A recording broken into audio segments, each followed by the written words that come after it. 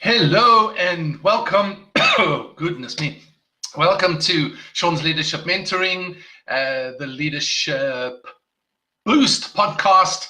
And we are talking all things leadership. We're talking how to develop your leadership in wherever your role is right now, whether you're in a management level, whether you are in a senior director level, whatever level of leadership you find yourself in.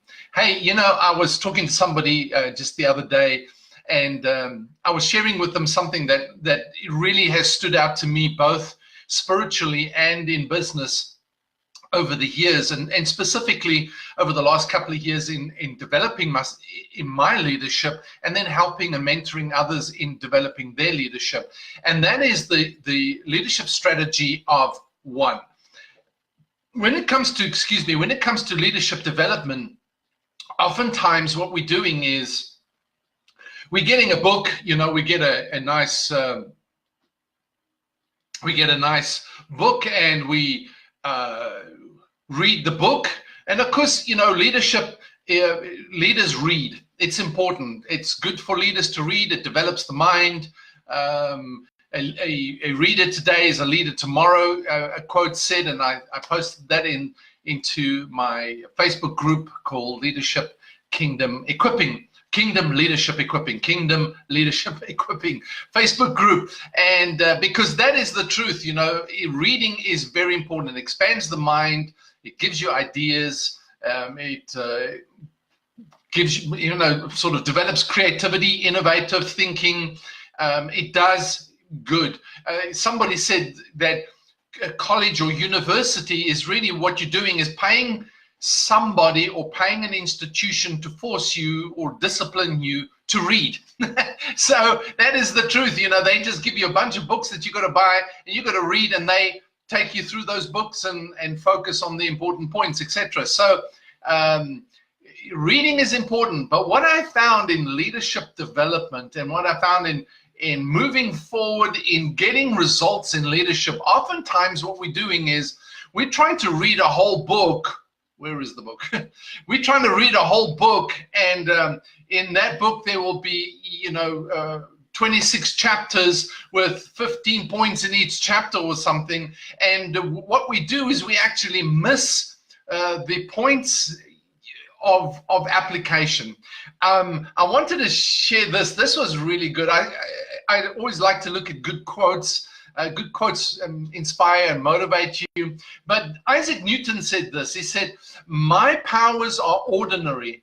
Only my application brings me success." And somebody else said, "Knowledge is useless without consistent application." Knowledge is useless without consistent application. And I think the problem with most leadership development programs or leadership conferences or leadership specifically, I'm thinking like development programs within companies or something that you attend. It's very monologue. It's very like, this is going through all the material, and you sit there with a binder, and you may do a little bit of talking to the person next to you, but generally it's just this monologue feeding a bunch of information that most people don't want to attend. They just feel it's like a waste of time. I got to sit through this. I did too. I hate just sitting through and listening to some motivational talk, and I'm going, okay, that's good for an hour, but to go through 2 days of this or 3 days of this, I preferred the venue where we stayed, and the great buffets we'd have in the evening, and the game drives and stuff like that, because the rest of it was just a waste of time as far as I was concerned. I didn't learn anything really, and so probably over time, that information is processed or whatever the story is. But the thing about it is how much information you can get at one time. This book, for instance, this is a leadership book that I bought maybe 11 years ago, 12 years ago. I've carried this all around the world with me. And you can see basically what I do is I mark it up. I mark up this book. I underline. I make notes. So because this book to me is like a principle, foundational kind of thinking of leadership. So what I do is I'm always looking for one thing I can apply a day, one thing that I can institute, that I can invest, that I can really implement, that I can really apply. Like that guy said, who is this? Julian Hall said, knowledge is useless without consistent application.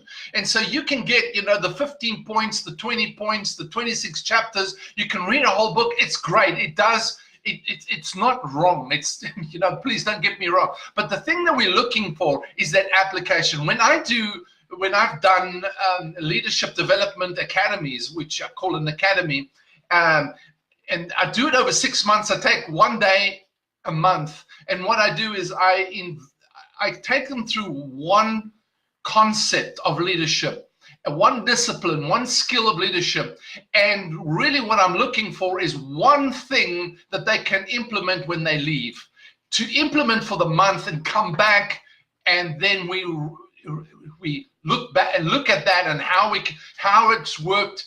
What was the challenges? Where did they need help? What didn't work? What did work? And so there's feedback, there's results, there's return on investment immediately. And so that is how you should be as well. Going back a few years now, I wanted to write a book, and I was thinking about how do I write this book? I've got information, but I'm really not a writer. I'm just the discipline of sitting down. I start on chapter 1, finish chapter 1, and I'm bored. I'm bored of writing, So, and my mind is working faster than I'm writing. So I run too far ahead, and I don't get on paper what I need to get on paper. So really, for me to speak is better. And you probably hear, I run my sentences out. So sometimes I'm like halfway through a sentence and I'm already kicking in another idea. So I drop a sentence and start another sentence, and not very good English, but that's just because my mind is working with these ideas so fast that I just like, it doesn't come out as fast enough. But verbal communication is easier for me. Anyway, so I wanted to write a book, but I was laying and I was thinking to myself, what is that? There's so many books, and when it comes to leadership, and when it comes to how to lead and leadership skills, and there's people with far better insights, far better abilities, far better what would I say? The science, understanding the ability to communicate these leadership principles far better. And I'm thinking, it's pointless me trying to write a book that's going to compete with all of this, or I'm just going to be another little breeze in the thunderstorm kind of thing, So this just didn't make sense to me to try and write a book about it, and my thing is like, let's just do it. Let's just get it done. Let's connect with people. Let's make people's lives better as leaders. Anyway, let's get results, make an impact. That's really, for me, and all the science, sometimes we can get so bogged down in the science and the 15 points and the 3 points and the 12 points and 26 chapters that we just don't implement anything, and so we put out another content book and nothing happens. But anyway, so I woke up one morning with this idea, a no content book. I never heard of anything like that. I really felt the Lord impressed upon my heart. Yes, the Lord does impress upon my heart and give you ideas. He gives you ideas. So I really felt, hey, Christo, good to see you, buddy. I really felt this impression to write a no content book, but I didn't know what it was. So what I did was I went to, I Googled, smart, hey? I Googled no content book, and yes, there is something like no content books. It's like coffee table books with pictures in it, and journals and devotionals, well, not devotionals, but journals and diaries. all no content books.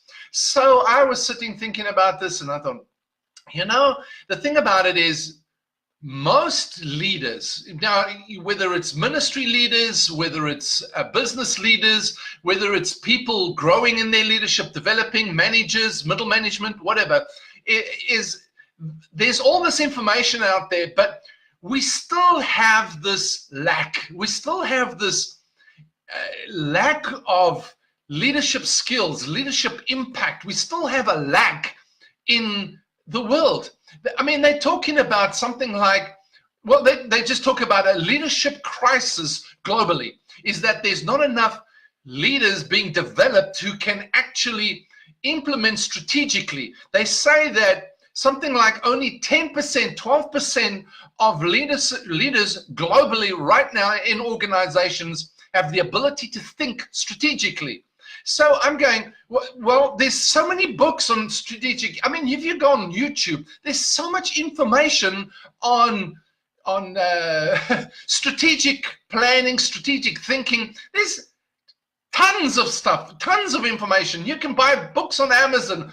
You can buy secondhand books. I mean, there's tons of information, yet we've got a crisis. And I thought, so how do I get this implemented? I sat with, and this was the one thing, is that I sat with a young business guy, and he said to me one day, I was looking, and he just looked dejected, and I said to him, he's an entrepreneur, and I said, what's going on? And he said, I don't know where I'm going. I don't know what I'm supposed to be doing. And I said, well, what is God saying? He said, I have no idea. I said, well, God is speaking. And he goes, I don't think so, because I can't hear anything. Anyway, so this is going back maybe 7, 8 years ago, 9 years ago. So what I did was, just from my experience in mentoring others and coaching executives and leaders, I took him through a series of questions. And at the end of an hour, he actually had absolute clarity about where he was going and what God was saying, and not just what God was saying, but what he could do strategically to implement. I look for that one thing. What's the one thing that you can do? And he was just blown away. He sat there with tears in his eyes and said, God's actually speaking to him. I said, absolutely. He speaks all the time. We just don't know how to interpret it. And most of the problem is that we get so theological, we don't understand the practical implementation of it. What is God's strategy for us to implement what he's saying right now? And so I wrote a book. I wrote a coaching journal. And what I did was how to implement what God's saying, how to discern and how to implement what God is saying. If you want a copy of it, it's on my website, www.kingdomleadershipequipping.com, and you can get it there. It's a devotional in divine guidance, something about your purpose. I can't remember the title of it. But the whole point of it was to implement one thing. But then I got inspired like 2 years, 3 years later, and I wrote another one because something that I do regularly is I go through the book of Proverbs and I read a chapter a day, find one verse, one principle that speaks to me for the day. And I meditate on that. I think about that, and I think, hey, listen, we're talking about the king that had the best, most effective, most successful political system, governing system, economic system ever. He had a country, a small country that was very prosperous, very well governed.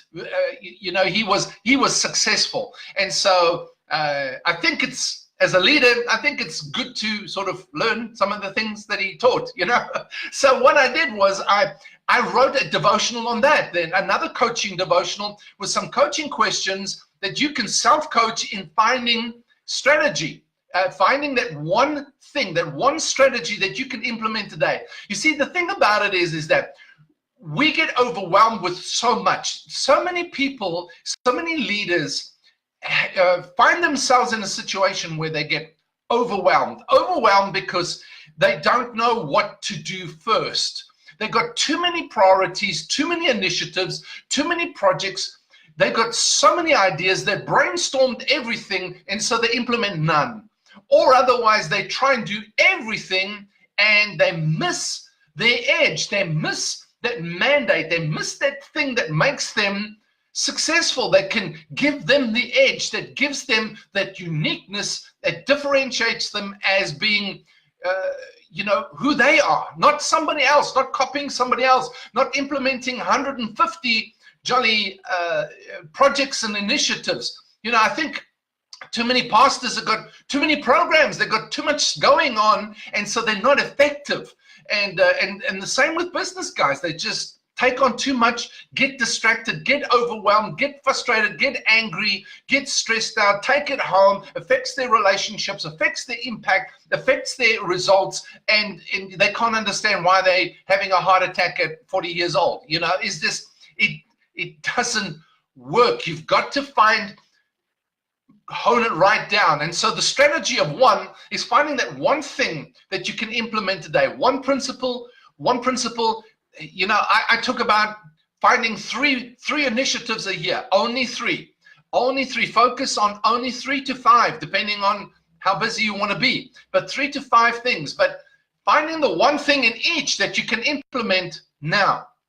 It's not how much you know. It's not, the power of knowledge is not how much you know, it's what you do with what you know. Too much knowledge makes you arrogant. You become this academic in understanding, but there's no implementation. So I can sit, I can stand on a lectern, on a platform, and I can have loads of information, blow everybody away, but the people that actually are implementing are making the impact. And so it's about the strategy of one thing. And that's what I wanted to share with you today, is like, find the one thing that you can do today. Find the one principle, find the one thing. It could be this, and when you're working with a team, it could be one thing like really investing in listening. It could be really investing in smiling, just being a bit more courteous, saying good morning and good night or good afternoon or something, please and thank you. It could be as simple as that, could change the culture of your team, because we don't realize how we impose things, and we do, our behavior, our attitude can be way off, and what it's doing is it's affecting people around us, and we don't understand, why aren't they performing better? Why aren't they more? Why aren't they doing this? And the simple fact of the matter is that maybe it's you. But the thing is, I always used to tell my family when they were younger. Now I can't tell them anymore because they're grown up. Hopefully they'll tell their family this. But I used to say, when you correct something in their life and you point out something that needs to shift, they'll go, oh, well, I'll probably not, you just hate me, and nobody loves me, and I'm not good enough. And I would go, wait a minute, you're missing the whole point here. And I would take out a bottle of coins that we had, and I'd put the coins on the coffee table, and I'd spread them out, and I'd say, this is your life. And I'd pull one coin out and say, we're just talking about one area. I'm not rejecting, I'm not condemning, I'm not criticizing or trying to fix everything. I'm just this one little thing. Just one little thing is out of place, and that's all. And so we put the coin back, and suddenly it begins to affect some other areas of your life as well. And that is the thing about it, is as leaders, sometimes it's that one thing. It can be one thing, and it's something we don't see it. We just don't see it at times. And that's what I do, is I help leaders discover the one thing that they can alter right now. A strategy, when you're talking about alignment, when you're talking about leadership alignment, that's where you begin. You do a dashboard, you do your alignment, and you check where you are and where you're supposed to be. What is your thinking right now? What are you doing right now? We look at big picture, we look at tactical, we look at actionable things that you're doing right now. And then we look at your organization, or we look at your mandate, or we look at your ministry, where that's supposed to be going, or where that is going. And we say, there's a gap. There's always a gap. There's always somewhere there's a gap between where you are and where the organization is. And now we've got to find something to bridge that gap. And we're looking for the one thing. We're looking for the things that you can implement at that point in time. So that's what the strategy of one is. The strategy of one is not trying to change everything, not trying to shift everything, not trying to perfect yourself overnight. It's finding the one thing at a time that can make a huge difference. One thing can make a huge difference. And you're looking for that one thing that you can implement and implement over and over until it's embedded into your style, your habit, your discipline. You master yourself in that area, and now something begins to happen in the environment, the atmosphere, your team, the organization, and in your results. Remember that 3 areas is inspiration, influence, and impact. You go from inspiration as finding that one thing. Influence is bringing it to people, and impact is the results that come from that. So that's what I want to share with you today. Remember the strategy of one. That's what leaders do. That's what effective leaders do. They don't try and change everything. They don't try and master everything. They change one thing at a time. One thing at a time. Your process of growth and development, one thing at a time. The strategy of one. Hey, this is Sean, the Leadership Mentor. Thank you for being with me. And until next time, God bless you. Have a great week.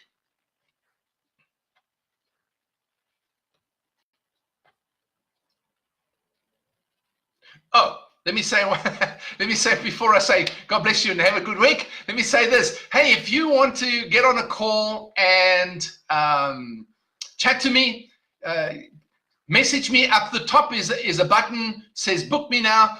That's my calendar up there. You can see it's open, man. You can book me anytime. We jump on a call. If you book a set appointment, I will get on a call with you and we can chat. International will be Zoom. Local will be on a phone call or maybe Zoom as well. I don't know. And we can just talk about your alignment, talk about the one thing that you need. I can help you find that one thing, and we can begin to work and see where the journey will take us. All right. So I'm here. I want to help you. I'm a leadership mentor. That's what I do, is help people, help leaders be more effective, get results, move into high performance. That's what I do, and that's what I love to do.